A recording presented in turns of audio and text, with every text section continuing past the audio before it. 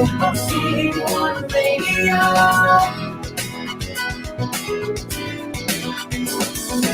PP58 Radio. PP58 Radio.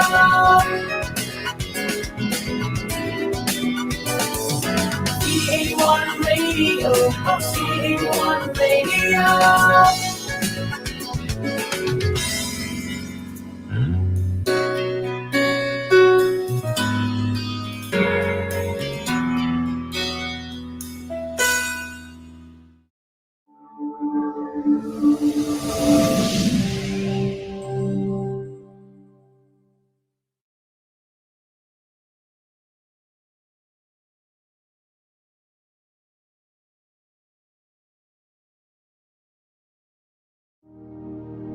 Our Almighty God, Creator of heaven and earth, Father and lover of our soul, you sit on your throne of mercy and rule with your love and faithfulness.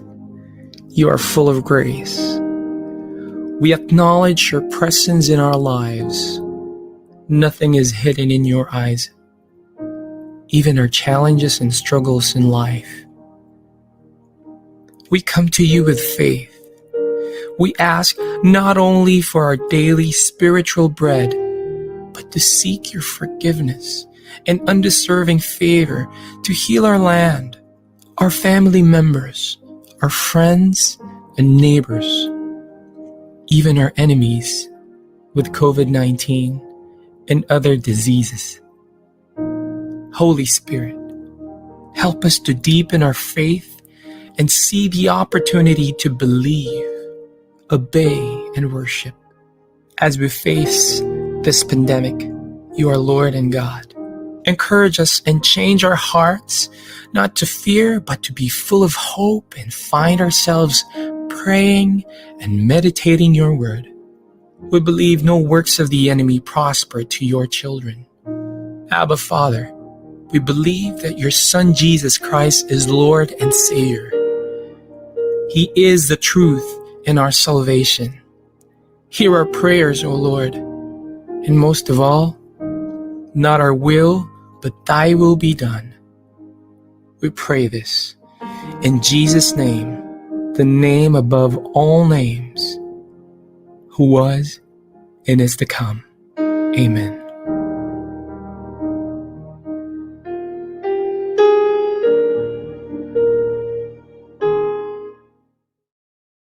Naghahatid saya sa mga Pinoy, mga kanta at programang Tatak Pinoy. Napapanood at napapakinggan kahit saan ka man. Streaming worldwide. In South Manila, this is V81 Radio. Malayo ka man sa iyong pamilya, dito ay hindi ka nag-iisa. Tiyak ito'y iyong hahanap-hanapin, dahil ito ang nagpapasaya sa atin.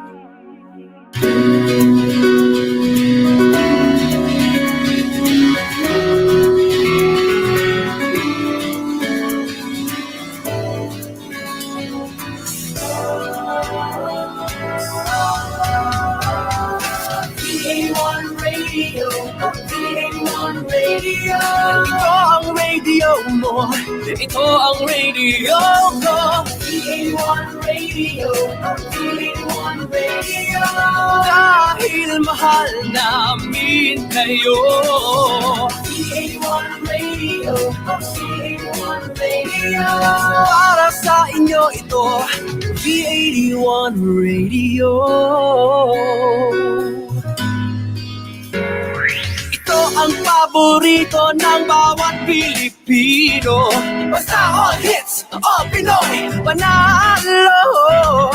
Merong kwentong iyakan at tawanan. Kahit nasaan ka man, ito'y mapapakinggan.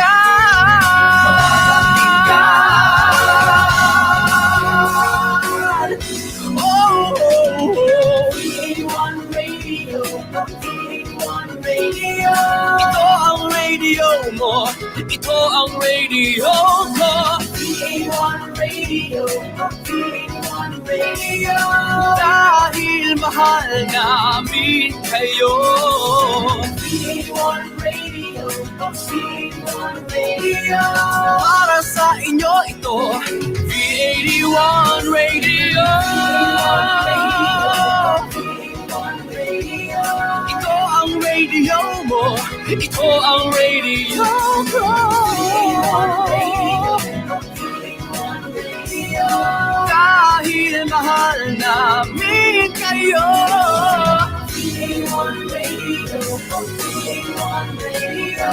Para sa inyo ito, V81 Radio.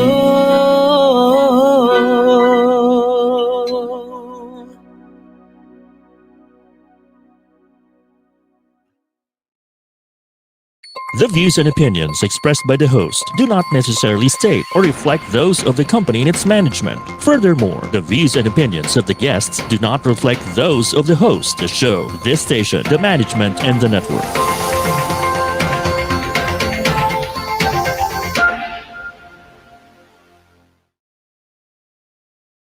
Here now is the program for the millennials that will showcase young professionals' worth, aspirations, and successes in doing what they believe is right, progressive, and inclusive. Join them as they discover the path to self and societal fulfillment while making a difference. Hosted by empowered and cool millennial Erika Mison, together with her fellow millennials, they will be making a difference. Only here on V81 Radio, Manila.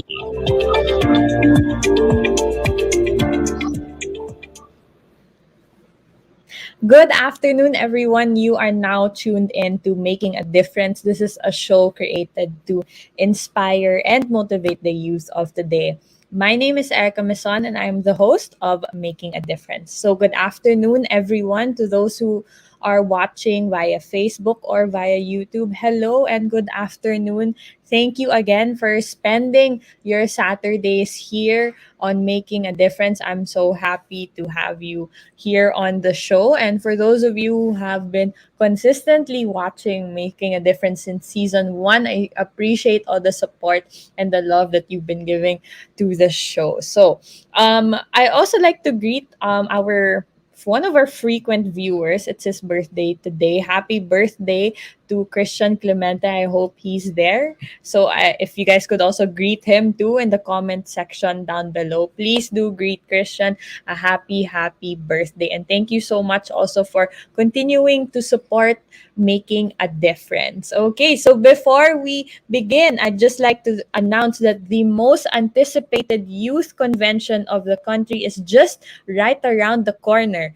Join the 18th National Youth Congress with the theme Descend to Ascend, moving towards genuine development for an empowered nation, which is happening on November 20 to 21, 2021. So it's powered by Geyser Maclang, co-presented by Krispy Kreme, Jamba Juice, Zalora, Photobook, Mayani, Brother, and Luna Academy. All right. So, of course, before we invite our guests for today, by the way, we will be having 3 guests for today, and I'm super excited to talk to them. But before we introduce them on the show, of course, we have our usual question of the day. Now, if you are new here to Making a Difference, we usually ask our viewers, and later on, we will be asking our guests a question of the day. So it depends on the episode, of course, but for our question of the day, can we please flash that? There we go. This is our question of the day. What do children need the most today? Wow. Very, what do children need the most today? So I want to know your thoughts. You can comment them on the comment section wherever you're watching, either on Facebook or on YouTube. So I just want to know your thoughts. It doesn't have to be very long. You can just answer with a sentence, or if you want a couple more sentences, go ahead. But I just want to know what you think. What do children need the most today? All right. So last Saturday, we had a friend of mine, a very good friend of mine, on the show, Mark Jacinto.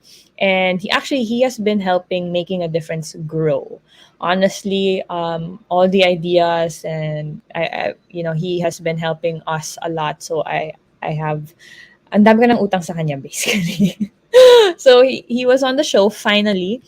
And he is, just to give you a very brief background, okay, Mark is the curator of the online SDG Youth Action Forum, or OSYAF, and they have significantly grown, especially now over the year.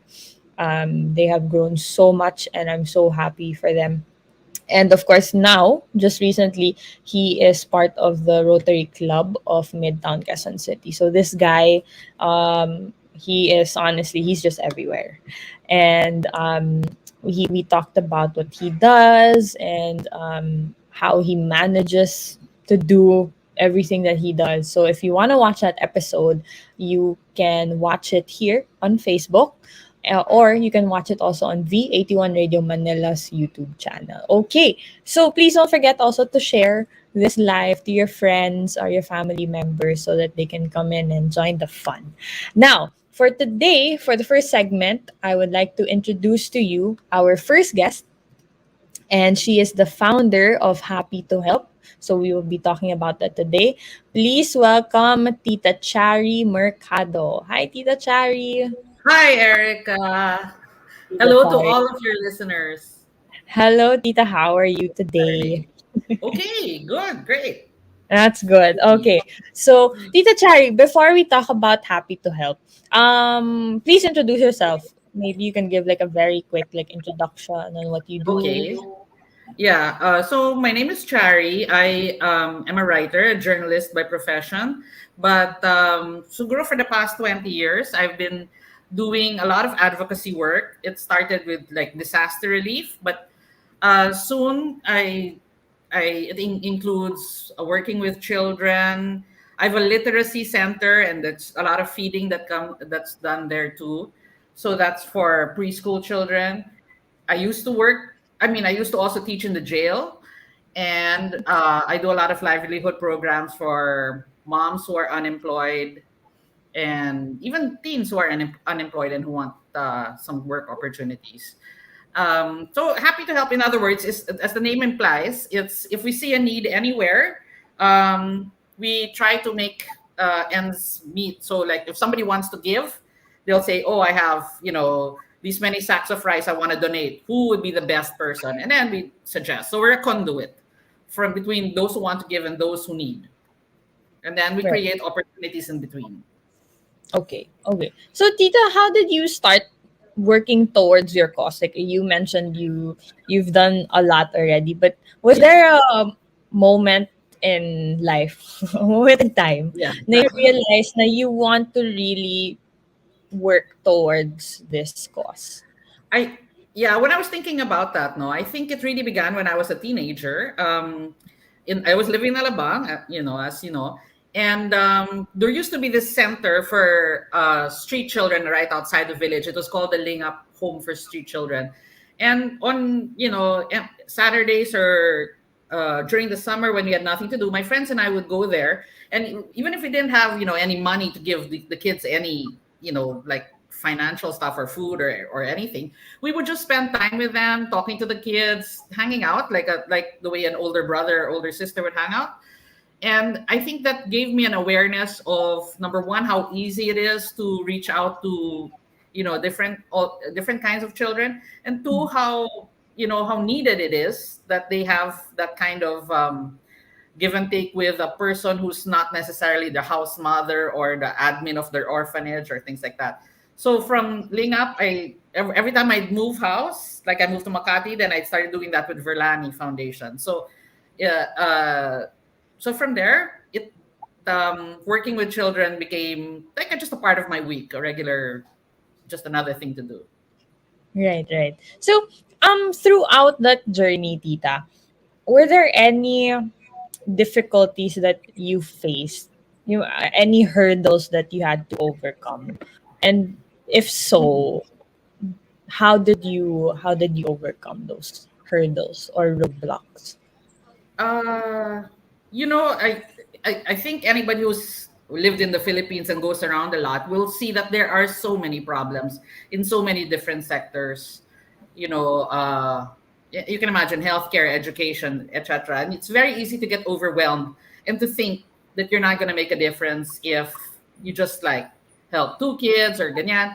But I think along the way, what I've learned to do is make things bite-sized uh, so that you can give it the attention and the personal touch it needs, and you can also see that you're making a difference in one or two or three people's lives. So if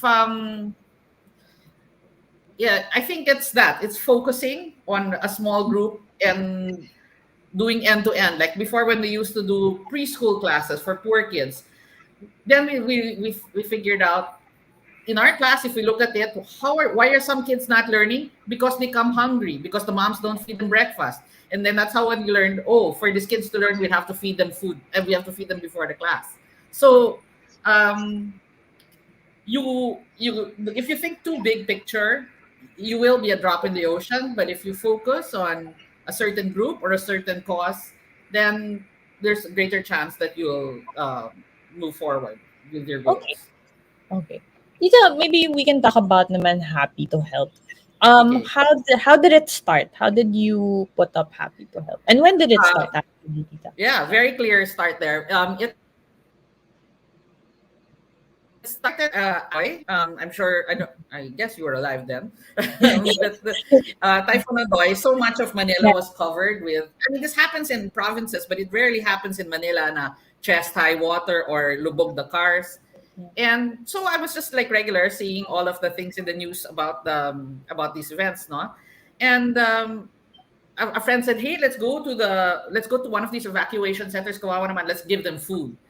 And then, so all I remember, I just put in my Facebook post, "Hey, I'm going to this evacuation center. Does anybody want to donate anything that I can bring there?" And parang my Facebook wall got like filled with everybody saying, "Hey, can I give you 5,000? Bahala ka na. Can you give me this money? Bahala ka na to ano." So I said, "Hey, there are so many people who want to help, but not so many people who have the energy to go to where the people are, to buy the things and to distribute them. You know, if there's anything I have, it's the energy and the willingness." So I said, that's where the gap is. I can easily find donors for this. It's just a matter of letting them know I'm doing this, and it comes. Whatever I need comes. So sometimes I'm very specific. I need 200 cans of sardines. Then somebody will say, "Okay, game, I'll do it. I'll just drop it in your house. Ikaw bahala." So that's how I started Happy to Help, is by going to different evacuation centers and giving them whatever they needed. That was mostly food, underwear, medicines, banig, blankets, stuff like that. And then from there, we moved on to more long-term projects like education, livelihood, things like that. Okay. So how is Happy to Help now? Especially that we're still going through the pandemic now. Okay, yeah. You know, because we're going through a pandemic, it's harder in the sense that we can't go out and do the regular things that we have to do.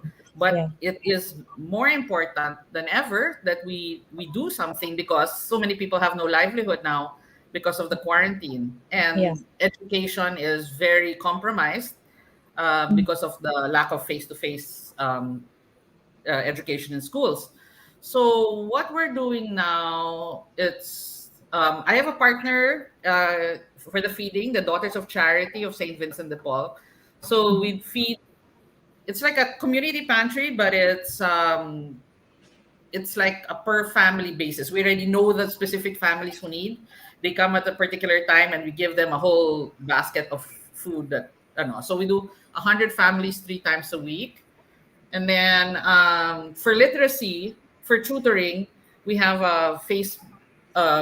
It's through another partner group of mine called the Binhi English Literacy. And we do classes online. But the catch there is obviously the kid needs to have access to a gadget and Wi-Fi connectivity, and a parent who will log on for them. No? Okay. So that's a bit limited in reach. Right. And what else? Now that it's Christmas season, I'm doing tons of livelihood. That's the time of year that everybody's okay to buy charity projects.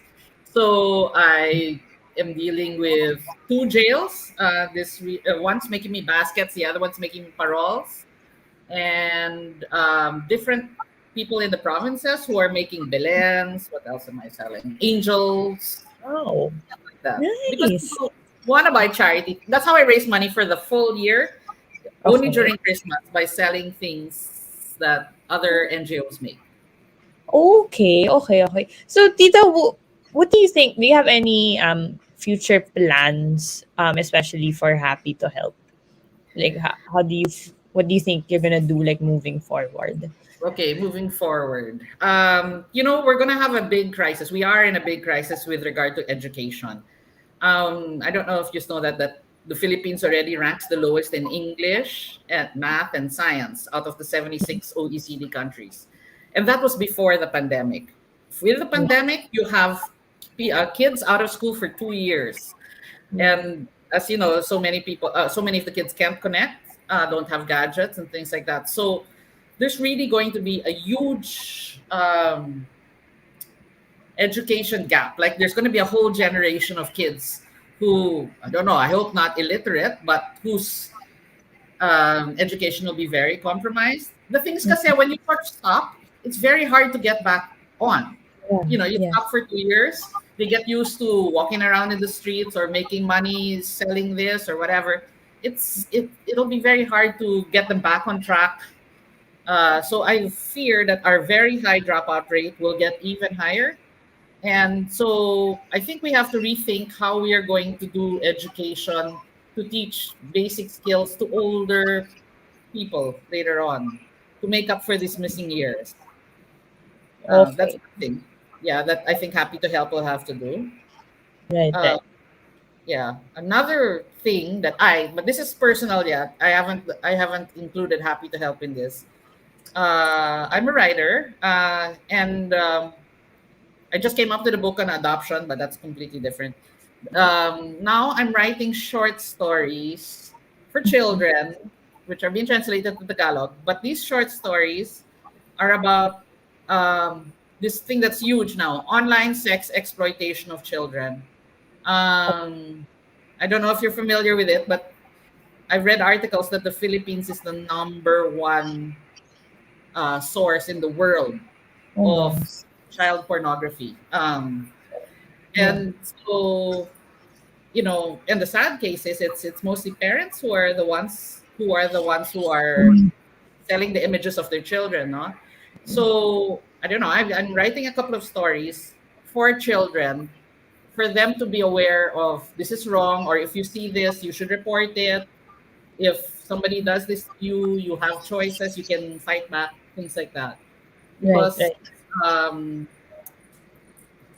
there's a it's an issue again of education. They don't know that's wrong. They don't know that they have choices, that they can report this to people. They don't know that they have some kind of voice that they Mm. should use if they see something wrong. Yeah. Yeah. Definitely. Yeah. I've heard of stories na rin about that. Parang, Yeah, the I think Philippines now, is yes, grabe. And it's it's tripled during the pandemic, huh? The occasions of child pornography online, because everybody's stuck home and there's so many people have no jobs. mm, It's tripled the yeah. levels. Yeah. I know. It's really sad, but I'm glad that we have, like, Happy to Help also, and other charity organizations then to really help out, because education is really important.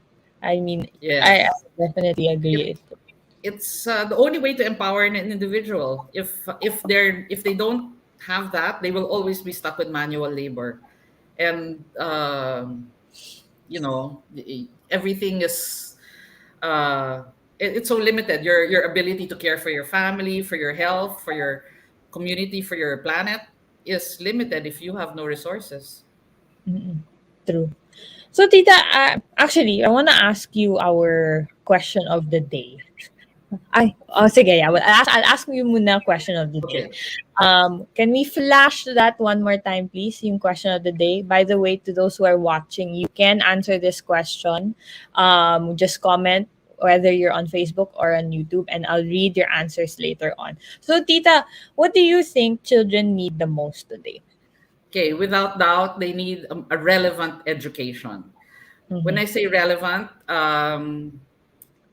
disappointingly, the public school education might not be relevant. The things they might teach might not be useful, or it might not be getting through. So we need an effective education system, and so a relevant education, and also, I guess, relevant in terms of the kind of life that the kids are going to lead later on. They need to know right and wrong. They need to have a moral compass, and they need parents who will teach that or demonstrate that to them. And if that's not possible, then we need ates, kuyas, people in organizations who can reach out to them and show them there's a better, to be better role models if realistically their parents cannot be that. Okay. Follow-up question, Tita. What do you think are the challenges that children face today? Well, obviously, I think the biggest one is poverty. Like I said before, we had to add feeding to our literacy because the kids were going to school hungry. You cannot learn if you're hungry. You can't do anything. You can't even be in a good mood if you're hungry. As Yeah. you probably know. So, unfortunately, being a poor country, we have to make opportunities for people to eat better. So that would be the first thing, and then you need access to smart and kind people to teach you. So, Tita, is there something that you'd like to share, especially to those viewers now? No, maybe you could share how they could help in their Yes. own way. Right. Okay. Sure. I know that millennials, since your show's for millennials, they are very idealistic and they care a lot about people. So it's a different generation from maybe older generations who were not so civic oriented. So I think your heart is already in the right place. What I would suggest doing is do make outreach or make service something that is convenient for you. So don't think of something that's super far.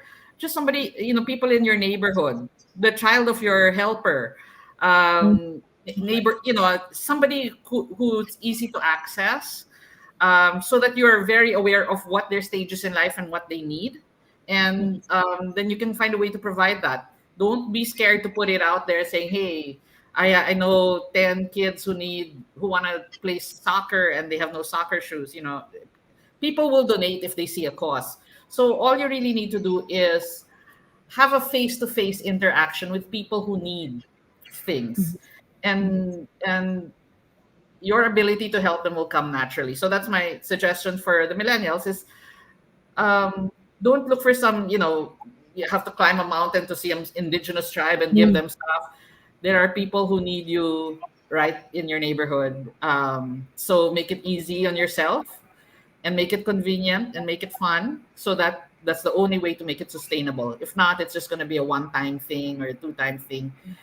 When sustainability is the key, you can't feed a person just once and then think that's a Yeah. good thing. Agree. So, Tita, how can they reach out to you to happy to help? Let's say they're Sure, interested with you. Where can they reach sure. out to you? Yeah. We have a Facebook page, which, by the way, I don't know. Check the messages. I can, yeah, I can give you my number or my Facebook. Yeah, best to FB Messenger me, Chary Mercado. You'll see, and they can tell me whatever it is they're interested in doing. Because if anybody calls me, I always ask, "What are you interested in?" If you're interested in art, I can arrange for you to teach art to kids. Or if you're interested in music or a certain sport, teach that, because there's a demand for that. So I have kids who teach how to play the ukulele, or badminton, or soccer, basketball clinics, all of those things, because the kids are already interested in that, and that's a way for you to get to know the kids and for the kids to get to know you. And from there, that relationship, that's when better things, more meaningful things can come. But if the beginning is art or sports or music, ballet, I have students or people your age who teach ballet classes for kids in the barrios, and they love it. They super love it. That's So so. yeah, so if you want to help out, all you have to do is tell me, this is what I know, this is what I can share. if nothing else, if you're not a dancer or singer, you can read stories to children and just talk about the stories afterwards. That their parents don't do that for them, so they would appreciate that at the very least. Okay. Yeah. Yes. Oh, that's so nice. Okay, so for those of you who do want to reach out to Tita Chary, just look for her, Chary Mercado, on Yeah, I Facebook. have free messenger. Yeah, and message her. Yes. Tita Chary, there's a Yeah. question here just Yes. now. Can we Sure. flash that, please? It's from Troy. There we go. Hi, making a difference. I have questions for Ma'am Cherry. Questions talaga. How Sure. did the pandemic affect adoptions? What Yes. are the common misconceptions about adopting children? Thank you po. Okay. Okay. Yeah. The pandemic affected adoptions in the sense that the DSWD, from being slow, became much slower. Mm-hmm. So the paperwork of those who are already in the process got delayed. No? Um, and so that's not a good thing. Because there's so many government agencies who need to sign off before a child is cleared for adoption. So, Okay. so all of those, you know, this LGU bogged down, this DSWD, this no, social worker, it's the whole thing slowed down. Also, because during quarantine, I think a lot of social workers were only allowed to stay in their orphanage. It's called CCA now, Child Caring Okay. Agency. So they weren't able to go out. So that's one way that it affected adoptions. And the biggest misconception, I think a lot of Filipinos don't know how you go about adopting a child, but they have a notion that you go to an orphanage and then you like pick out a kid that that speaks to you or resonates with you, and then you can take home that kid. Mm-hmm. That it doesn't work that way at all. You will be matched with a kid based on what you want. You can say, I want a boy or a girl, this certain age. And then there's a queue, there's a line of kids who have been waiting to be matched. And there will be a committee who say, okay, we'll consider this parent and this kid, they're the ones who are bagay. You cannot pick the kid yourself. Right. Yeah. Okay. I see. That's one Okay. misconception. Yeah. Right. I see. Okay. But then so now in the pandemic, it just really slowed it down. No, it's just a bit harder. Super, super. Yeah. Yeah. So I'm sure the backlog of children waiting to be matched, they're just getting older and older. And that's what I really want to stress about adoption is the urgency should be there to match the children as soon as possible, because the longer they grow up in an institution, the less ideal it is. The sooner you want them to be with their families already, their forever families, as soon as possible, so the bond can grow. Yeah. Um, it's never ideal for a child to grow up in a room with one of 10 kids or one of 20 kids. Yeah. They'll never get the one-on-one stimulation that a family environment can give. Okay. Yeah, that's why another advocacy, sorry of mine, is fostering, because Mm-hmm. of fostering is taking a child who's scheduled for adoption, but in the meantime, making them stay in a family setting, because at least you in a family setting you will track the kind of experience that they will have in a family, so they will be less delayed when by the time you match them to their adoptive families, they Okay. will be sanay to a family dynamic. Okay. So are you fostering a child now, Tita? Yes. Yeah. I am currently fostering a 3-year-old boy who's, yeah, we've had him for 2 years, over 2 years, 2.5 years already. Oh. So that is way longer than you should have a foster. You should have a foster 6 months, a year. But because Oh, of the pandemic, na stretch out yeah. all the processing. Yeah, yeah. So yes, he will be my third kid. He is also my third foster. Okay, that's nice. All right, Yeah. so thank you so much, Troy, for that question. Yes, thank you, And Troy.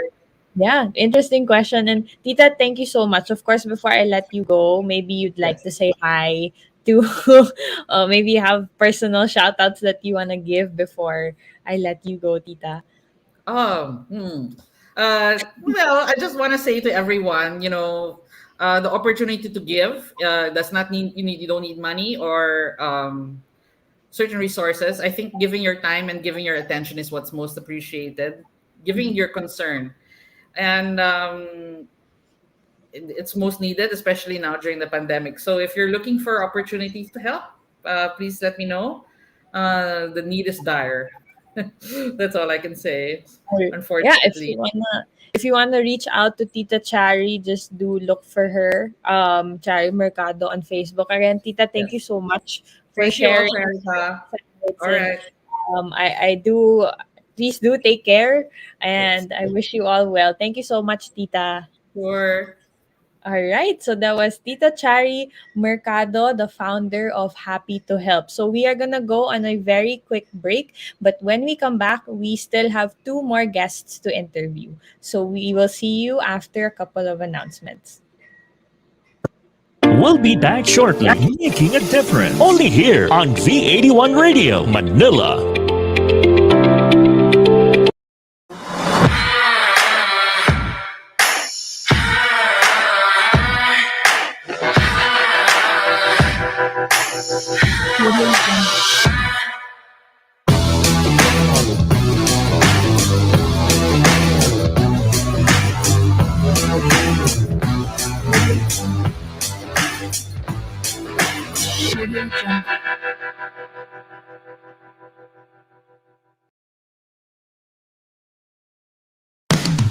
Get into the treasure trove of undiscovered music through Napalm, your new all-Pinoy alternative music. Whether it's rock, metal, reggae, soul, or pop, we have it covered. Napalm features upcoming Pinoy artists and musicians, hosted by Pards Moro and Lace Jimenez. So sit back and relax and enjoy Napalm, only here on V81 Radio, Manila.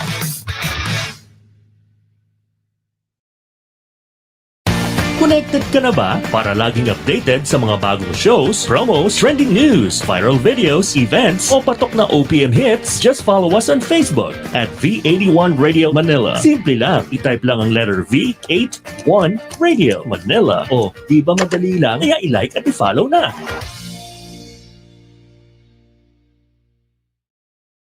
Now back to Making a Difference, only here on V81 Radio Manila.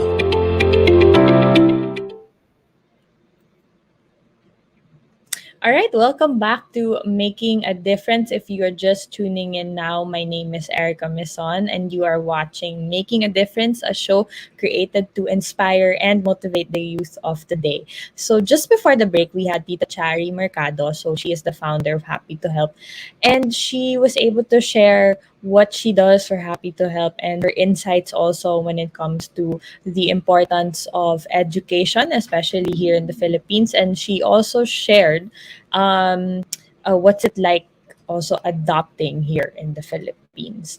All right, so now I mentioned that we have two more guests for today. But before I introduce them, I'd like to remind you that the most anticipated youth convention of the country is just right around the corner. Please join the 18th National Youth Congress with the theme Descend to Ascend, Moving Towards Genuine Development for an Empowered Nation, which is happening on November 20 to 21, 2021. So it is powered by Geyser Maklang, co-presented by Krispy Kreme, Jamba Juice, Zalora, Photo Book, Mayani Brother, and Luna Academy. So again, if we are inviting you to join the National Youth Congress happening already next week. And I'm so excited for that. All right. So now I'd like to introduce to you our two guests. The last two guests for today. We have Basti and Louise from Kythe-Ateneo. Hi, Basti and Louise. There they are. There's Basti Perez and Louise Piedad. Hello. How are you both doing?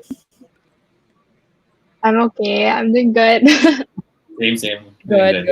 Okay, great. Okay, so before we dive into the conversation, we usually have an icebreaker portion, just to break the ice, basically.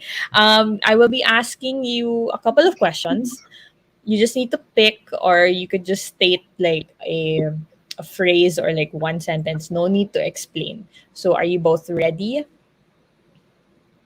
Yes, ready. Sure. Great. Okay. So, first question. Are you an early bird or night owl? Night owl. Night owl si Basti. For me, like Okay. both. Both. Recently, early bird. Recently early bird. Yeah. Okay. Nice. That's Just good. recently. Okay. Do you prefer living in the city or province? Province for me. I think city slightly though, only slightly. Slightly lang. Okay. Yeah. Do you prefer handwritten or typed notes? Type, I think. Handwritten. Okay. All right. Coffee or tea? Coffee. Coffee. Okay, yeah, coffee, but not. I guess okay, fine, coffee. Okay. Sige. Do you prefer jogging or walking? Oh, Ooh, jogging. walking. Okay, you guys are different. So Oh my you can't, God. can't work out together kasi Basti's gonna jog. Yeah. And it's Yeah. gonna walk. All right. Stop or go? Stop or go? What a question. Go. Go. Go. Go. Go. Okay, yeah. Go. Movie or book? Movie. Oh. I want to say book, but it's a lie. So movie also. Okay. Do you prefer night out or night in? Out. Night out for sure. Night. Yeah. Okay. This one. Dressed up or nakapang bahay? I think dressed up for me. I love dressing up. Okay. Ako nakapambahay. Pang bahay. Yeah, I think so. Okay. Do you prefer indoors or outdoors? Outdoors. Of course. Outdoors, yeah. I think now, especially because we've been locked in for so long, outdoors sounds nice, right? Yeah. For sure. Writing or speaking? I think writing. I think speaking. Yeah. I think I'm a better speaker than a writer. Yeah. Nice. Okay. This one. Face to face or online? Oh, that's so easy. Face to face. Face, for sure. To face, yeah. I bet. Yeah. Alright. Yeah. Okay. What is your favorite love language? So we have words of affirmation, acts of service, receiving gifts, quality time, and physical touch. I think Basti and I have the same. I think it's physical Yeah. touch. Physical I touch. remember yours. Yeah. Okay. Interesting. Last question. Something that made you smile today. My dogs. Cute. Sleeping in like a long time. That's a weekend. Because it's the weekend, right. Okay, so there you go. Those were the icebreaker questions for Basti and Louise. By the way, if you have any questions for them, please feel free to ask down below. Or if you just want to say hi to Basti or Louise, go ahead, and we'll have them say hi to you as well. Okay, so please introduce yourselves. Where you study and what you do also, especially what you do for Kythe-Ateneo. So maybe we can start with Basti. Sure. Right. So hi, I'm Basti Perez. I am currently a fourth year BS Psychology student from Ateneo de Manila University, and I am currently one half of the external advocacy officers for Kythe-Ateneo for this school year. What? Sorry, one half? Yes, because there are two of us. Okay. Sorry. Okay. So, nga. All right. Thanks, Basti. How about you, Louise? Okay. Hi, I'm Louise. I am a sophomore taking up PS Management Engineering in Ateneo, and I'm the other half of the external advocacy offices of Kythe. Okay. Cute introduction. You got me there. You got. Okay. So before Kythe, were you friends or do you know each other? I'm not entirely sure kasi different batch kayo and different course, right? We didn't know each other actually. So you Yeah. only met in Kythe. Yeah. Okay. How long have you been in Kythe? For me, I only joined last year, my freshman year, so this is my second year pa lang. Mhm. How about you, Basti? I joined during my sophomore year, 2 years ago, 2019. Oh, 2 years. Nice. And okay, I just want to ask you, how is Kythe doing now, given the pandemic and you're still face to I sorry online face to face na kaagad. Online. How is it? How is org life online?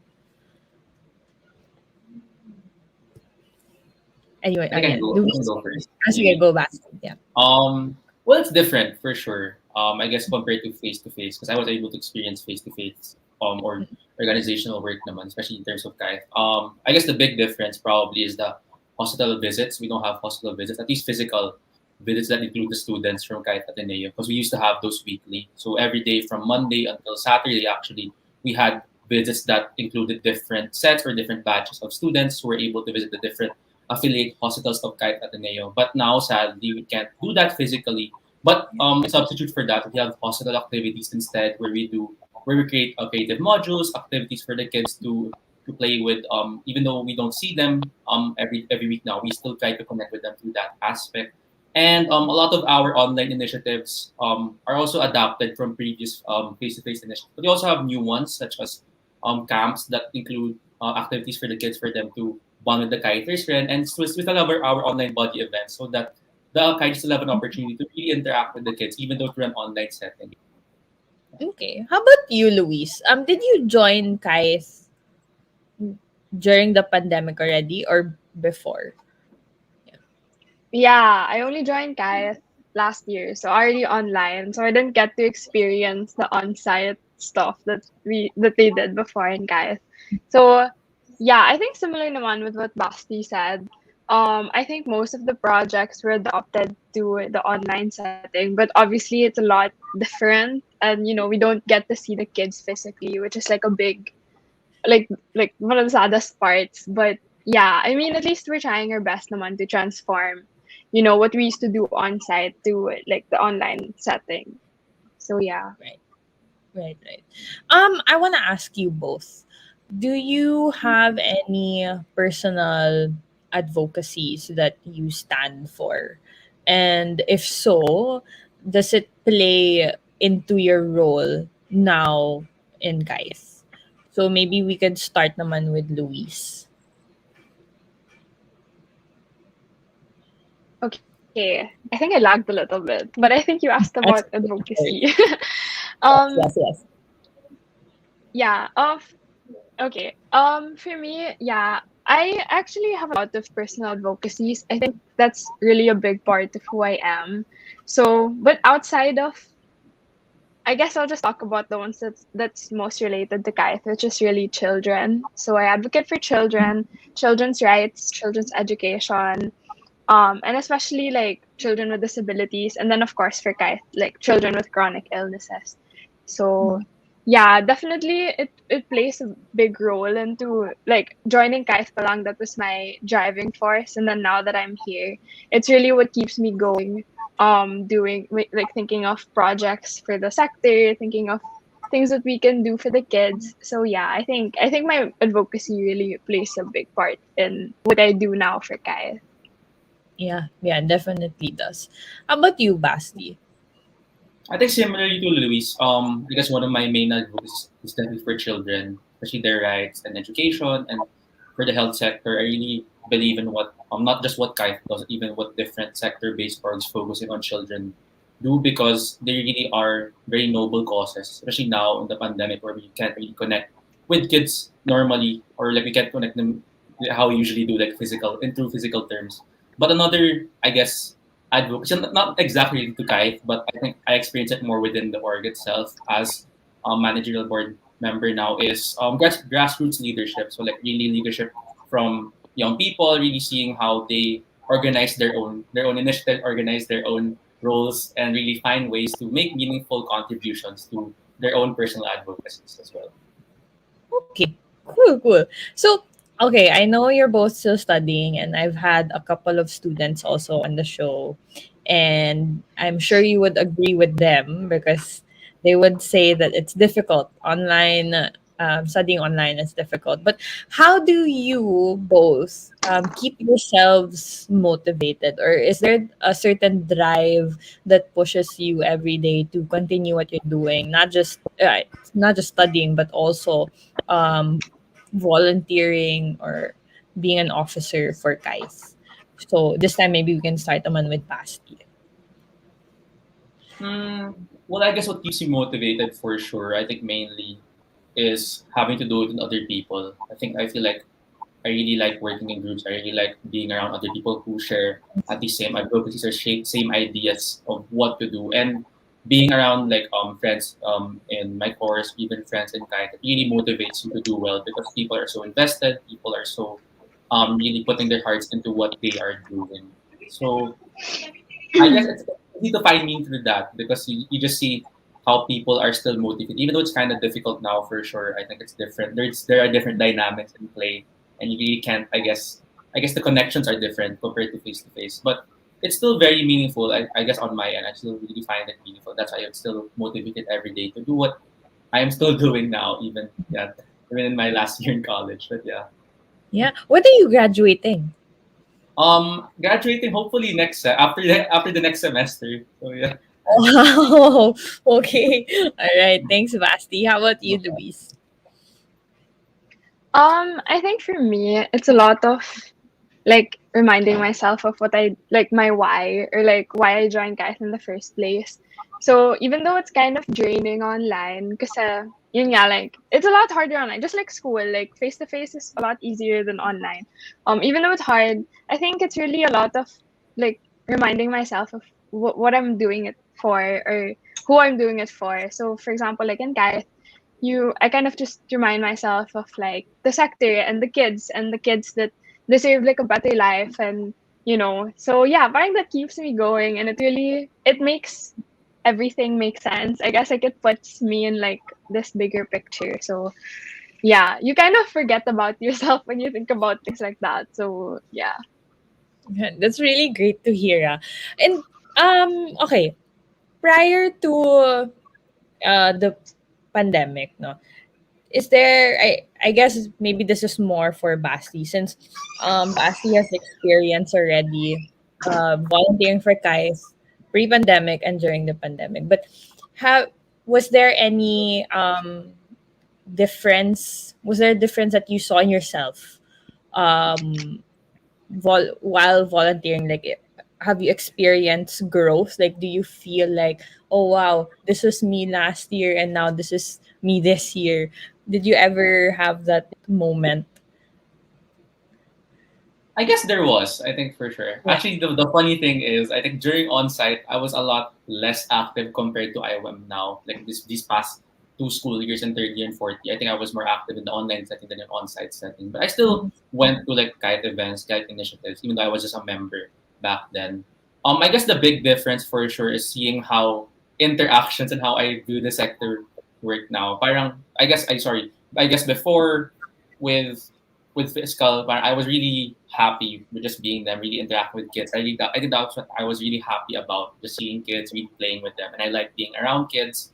But now, not having that, not having that outlet to really advocate for them, it's different. It was difficult at first. Like it's difficult to like find, I guess a reason why you want to still keep on doing this, but seeing how, yeah, I think going back to what I answered before, seeing how people are still really motivated, and like similar to Louise, like finding that why. I think you join Kythe because not only you want to get an experience for yourself, but you also want to help the sector, the kids. And even now, you don't really see them physically. I think you still feel that whatever small part you're doing, even in our own facets, in the different facets of the Kythe community, it still contributes to the whole overall growth of our sector and overall care, like how we care for them as a whole.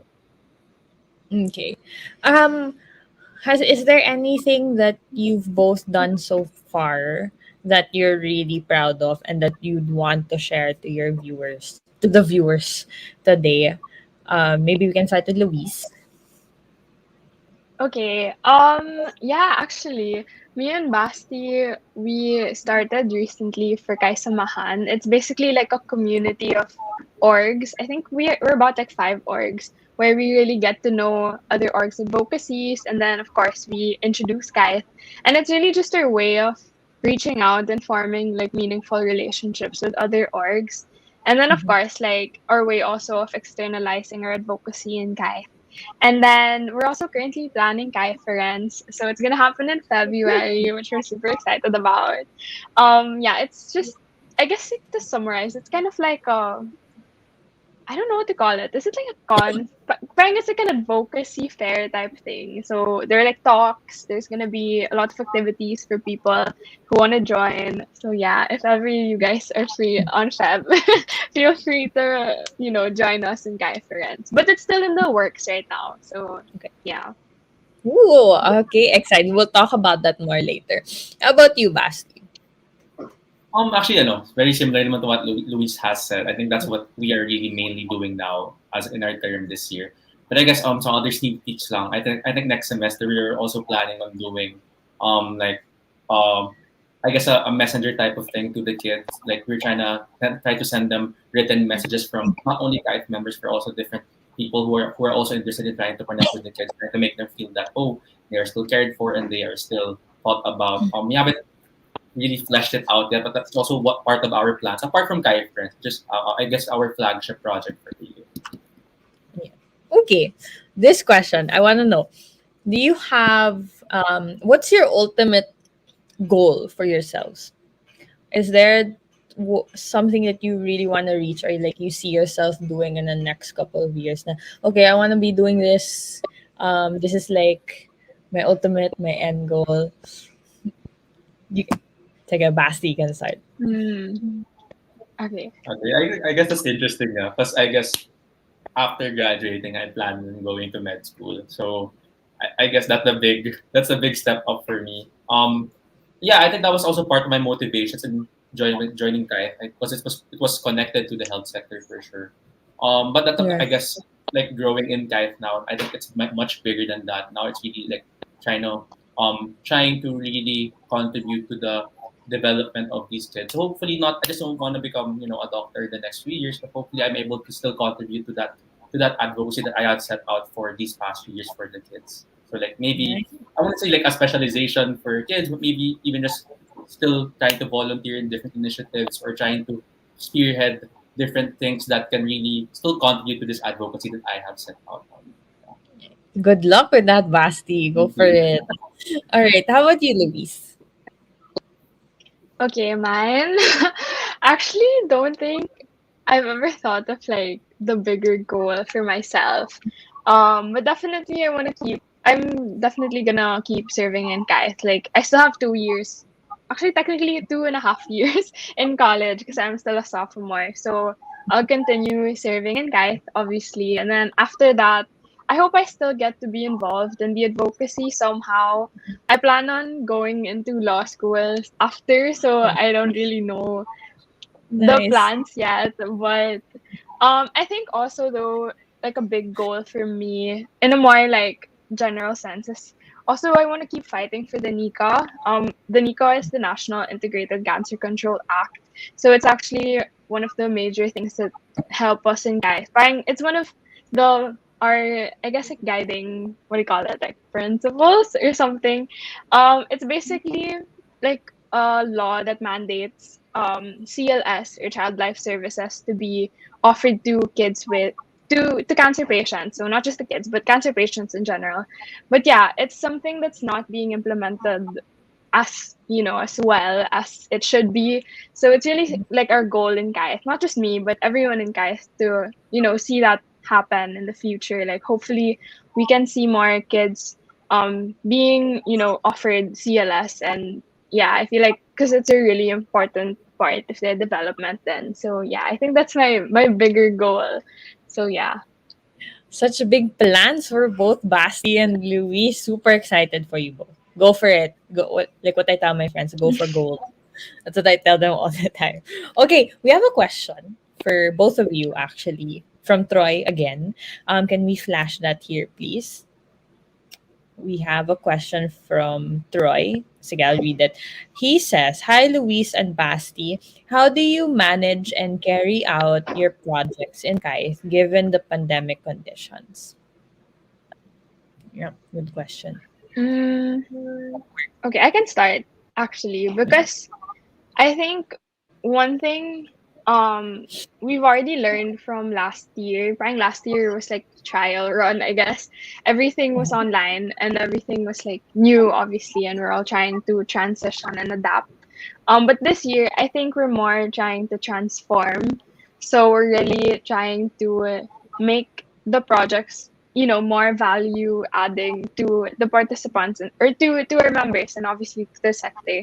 So we really plan everything out. We use like evaluations from the previous year so that we know how to improve. And especially now, like I feel like social media is so saturated now. So we try to make what we post more impactful so that it's not just another post that they see. So yeah, we make it purposeful. We plan everything out, and then we when we carry it out, we really try to make it something that's of value to the people that see it. So yeah. Okay, great, great. Thanks, Louise, for sharing. So, okay, we're gonna go on a very quick break. But when we come back, we're still gonna have Basti and Louise, and we're gonna talk to them about Kythe and what Kythe does. So, stick around after these few announcements. We'll be back shortly, making a difference. Only here on V81 Radio, Manila. Big Media is all about life's journey. Yung mga yun, mga bata pa sila dati nung nakakasama ko sila. So ngayon, sikat na sila. In digital. Entertainment. Maraming salamat po na nabigyan nyo kami ng opportunity. Information. Story. Inspiration. And experiences. Whenever, wherever you want, welcome. Join us as we push the boundaries of possibility here with Big Media. Connected ka na ba para laging updated sa mga bagong shows, promos, trending news, viral videos, events, o patok na OPM hits? Just follow us on Facebook at V81 Radio Manila. Simple lang, itype lang ang letter V81 Radio Manila. O, di ba madali lang? Kaya i-like at i-follow na.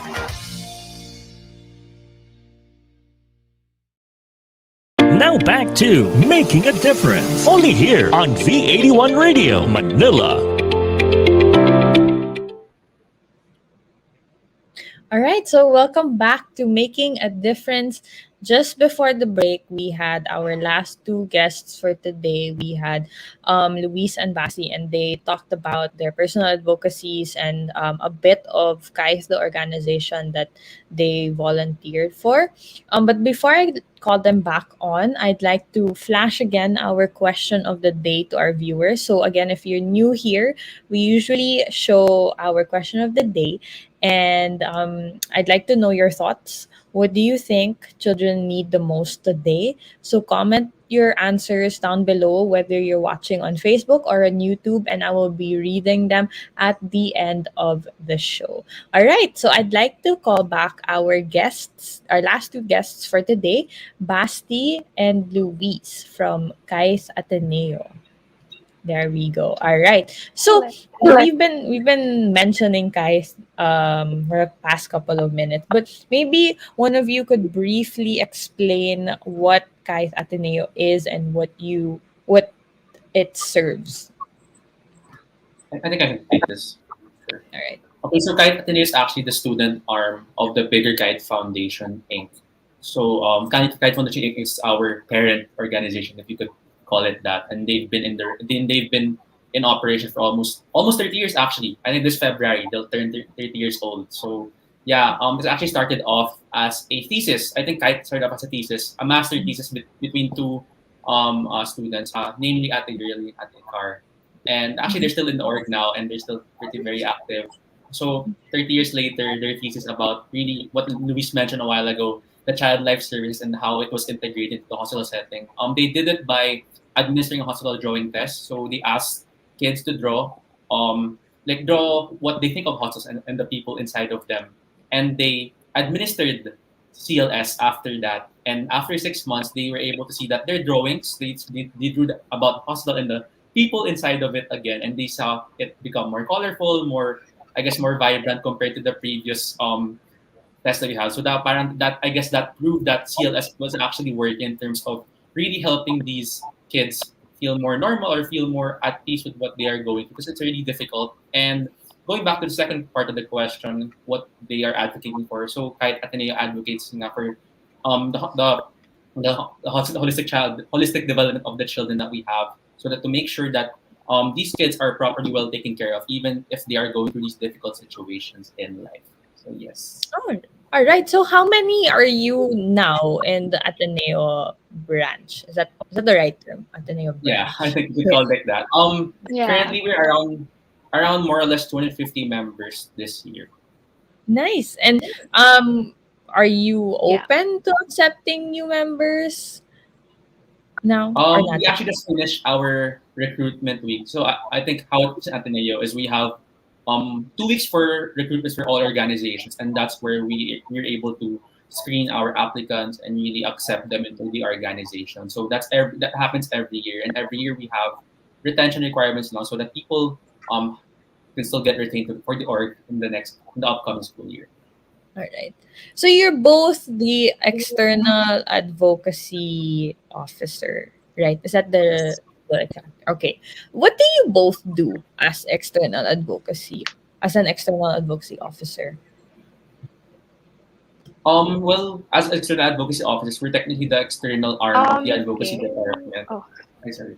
It's okay. Yeah. And so what we basically do is really try to externalize the org outside of the Atenean community. So we have an internal advocacy office who focuses on the Atenean community, so like the students and the different organizations within Ateneo, but we're more focused on relationships outside of that, so external organizations, or even just really externalizing the org through different means to really externalize our advocacy more to other populations outside of the campus.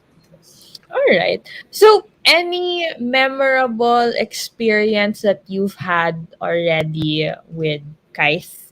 Maybe we can start with Louise naman this time. I hope she can still hear us. Okay. Okay, great. Sorry, Go. I think I think it's better now. My Wi-Fi kind of No worries. it's wonky. Anyway, for me, I think definitely CLK. So it's actually okay. I'm getting ahead of myself. So basically, CLK it's called Celebrate Life Camp. It's basically like a Zoom call where we get to interact with the kids. So because since now we don't really get to see the kids anymore, parang that's the closest thing we can get to, playing with them and doing stuff with them, talking to them. So there's actually one happening right now, I believe. So that's exciting. But for me, my experience last year, that was my first time getting to interact with the kids because I joined, it was already online. So I was kind of emotional because, after being in Kythe for so long, I finally get to see the kids. So yeah, it's definitely super memorable. Might be my favorite experience so far because it's really hard when you don't see the faces of the sector. So when you get to actually see them and when you get to talk to them, everything just feels really nice. So yeah, I think that's my favorite experience so far. All right. Thanks, Louise. How about you, Basti? Since you've been there a bit longer than Louise. I guess I guess a more recent one and a more relevant one for everyone, since I think the online setting is more prevalent now.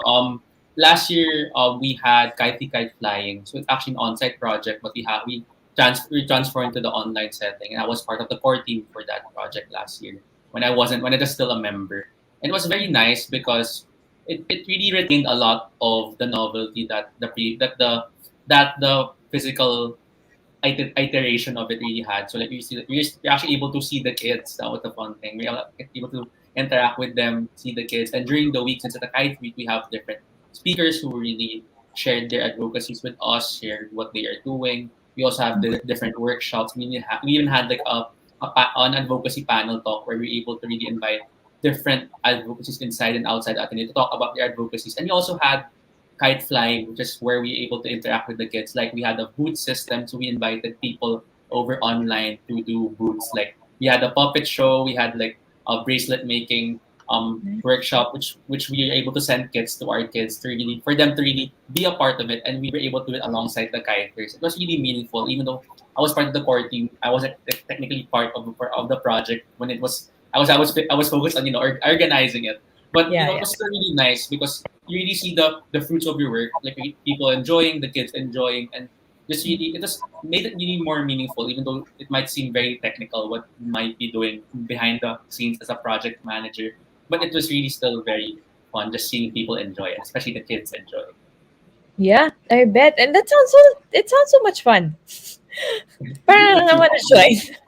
It sounds okay. So, Louise, as a volunteer, what is one thing you are most proud of?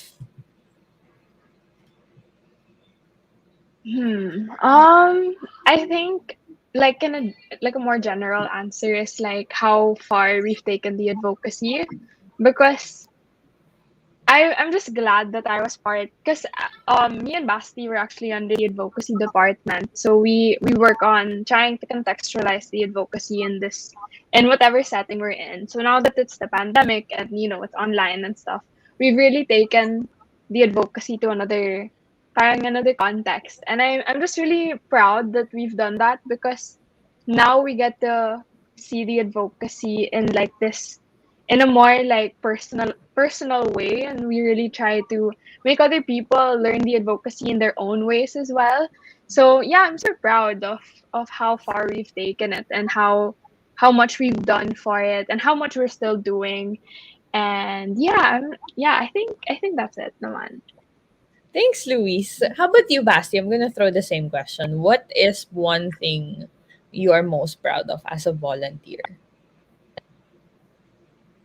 Other than what Louise has said, because I think I really resonate with what she said as well. I guess it's also seeing how our work impacts those that we are trying to serve. I think that's really the fruit of service. Like seeing, service is very self, it's really like self-sacrifice, really really offering all that you have. And like, I guess recently for Kythe, really seeing how the kids react, really seeing how they take in for the things that we do.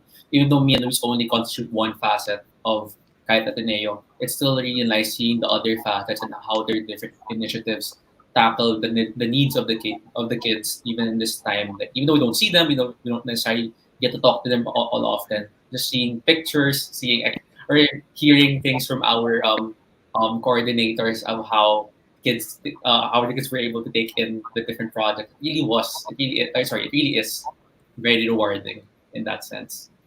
Right. And okay, I want to ask you both this question. So, since you're both advocating for children, what do you think is something that we should work on to further improve the quality of life for children, especially here in the Philippines?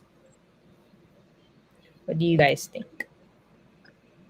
Okay, I can start. I think for me, as someone who, I mean, obviously what we do in Kythe is like more in the healthcare sector.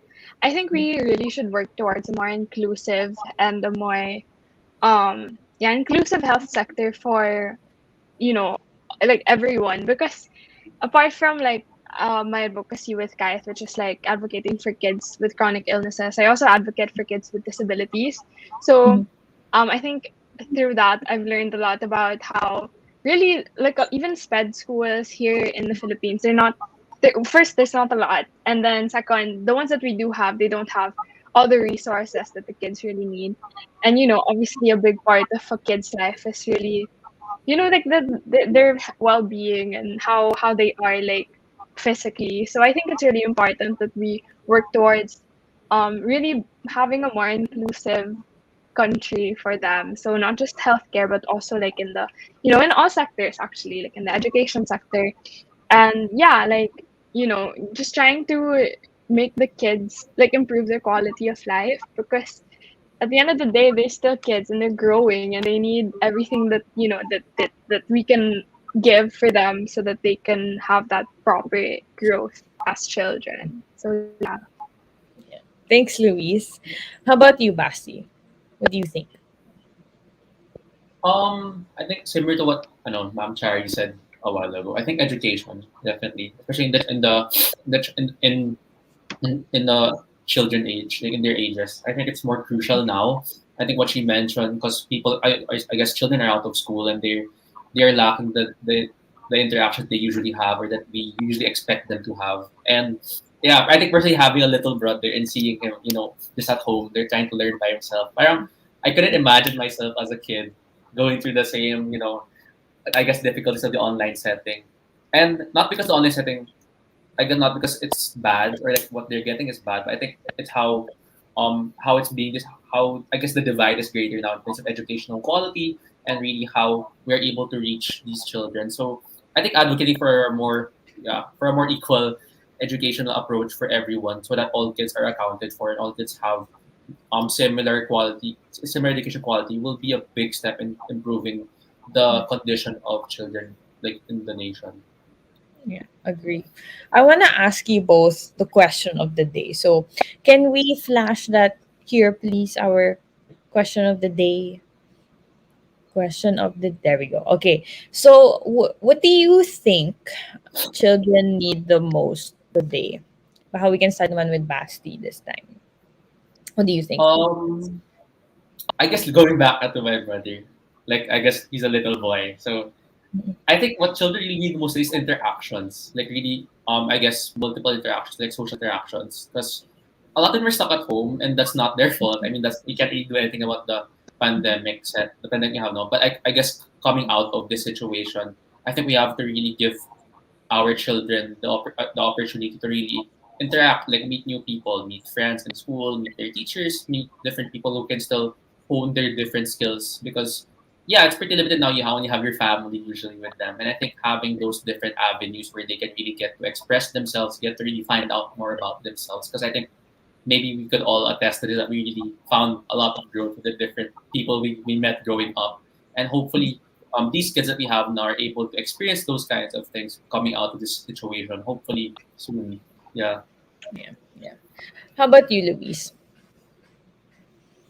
For me, apart from what we said, kanina, about the health sector and the education sector, I think in a like smaller, like micro level, I think really like a safe environment at home, not just safe but also conducive for like, obviously yun nga, like in our context now, we learn at home, we do everything at home. So kids really need, especially they're still growing, so they really need support from their parents, a safe environment where they don't feel fear or they don't feel threatened, by anyone or anything. And also like a place where they can just grow as kids and try to still have fun and so. Thank you, Basti and Louise, for sharing your thoughts. So before I let you go, let's say we have interested viewers watching you right now. Where can they reach you, or where can they follow Kythe? Are you guys on social media? Yes. Kythe has a Facebook page, so it's just Kythe-Ateneo. And then there's also our advocacy page. It's called We Are Hope. And then we're also on Instagram, so it's also just Kythe-Ateneo on Instagram. So yeah, and if you guys wanna, if anyone is interested, like orgs or anyone wants to work with us, you can also email us at kytheateneo.externals@gmail.com. So yes. Thank you so much, Louise and Basti. Do you want to give your personal shout outs? Maybe say hi to a couple of your friends or family members if you have who are watching right now. Now's the time, giving you the floor. Go ahead, Basti. You can go first. Yeah. Okay. I just want to shout out on the advocacy department. They're very supportive of us now, and yeah, our VP she couldn't make it today, but yeah, thanks for her and the different facets as well, and whole Kythe-Ateneo community. Super thankful for you guys and all your support, and to my family who are watching downstairs. Thanks. Cute. Hi. How about you, Louise? Yeah, same. My family. I think not now, but they'll watch it later. And yeah, of course, guys. Everyone, we sent the link kanina. So, if they're watching, hello. Yes. All right. Thank you so much, Basti and Louise, for sharing and talking about your personal advocacies and, of course, also introducing Kythe-Ateneo. So I hope you're both doing well, and hopefully we could like see each other in person if that's possible. Yes. Everything's okay. All right. Take care, Basti and Louise. Thank you so much for being here today. Thank you. Thank you so much. Thank you so much too. All right, so that was Basti and Louise again. So they're both the external advocacy officers for Kythe-Ateneo. All right, so of course, before we end the show, we have a comment here who answered our question of the day, and it's by MGSCARC. Can we flash that here on screen, please? So the question of the day is actually, what do children need the most? And for MGSCARC, it is proper nutrition, good education, and loving and safe environment. Children also needs to play outside, less gadgets, iPad, etc. Play with other kids, more sports awareness. True, because I guess it's also important for the growth of the child. All right, so again, thank you all for being here today. Last announcement, by the way, the most anticipated youth convention of the country is just right around the corner. So please do join the 18th National Youth Congress with the theme Descend to Ascend, moving towards genuine development for an empowered nation, happening on November 20 to 21. So that's already next week. It is powered by Geyser Maclang, co-presented by Krispy Kreme, Jamba Juice, Zalora, Photo Book, Mayani, Brother, and Luna Academy. So that is it for today's episode. Thank you all for tuning in and listening to the conversations that we had with our three guests for today. Again, please don't forget to follow Making a Difference on Facebook. And if you want to watch our episodes, you can find it on our Facebook page. And you can also watch it on V81 Radio Manila's YouTube channel. And please don't forget to follow V81 Radio Manila on Facebook. You can find all our other shows there. So that's it for today. That ends our episode. Thank you all so much again for tuning in. I hope you're all doing well and staying safe. My name is Erika Mison, and this has been Making a Difference here on V81 Radio Manila. I will be seeing you next week, same time, same place. Bye, everyone, and stay safe. The program for the millennials that will showcase young professionals' worth, aspirations, and successes in doing what they believe is right, progressive, and inclusive. Making a difference. Making a difference. Join them as they discover the path to self and societal fulfillment while making a difference. Hosted by empowered and cool millennial Erika Mison, together with her cool they will be making a difference every Saturday, 1 p.m. Philippine time. Only here on V81 Radio, Manila.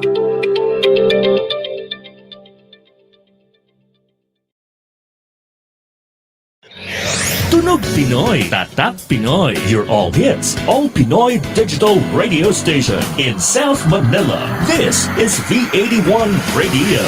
Ito ang paborito ng bawat Pilipino. Basta all hits, all Pinoy, panalo.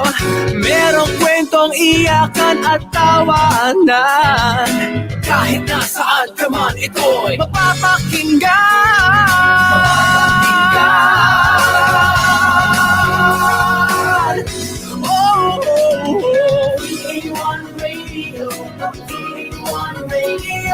Ito ang radio mo, ito ang radio ko. V81 Radio, V81 Radio.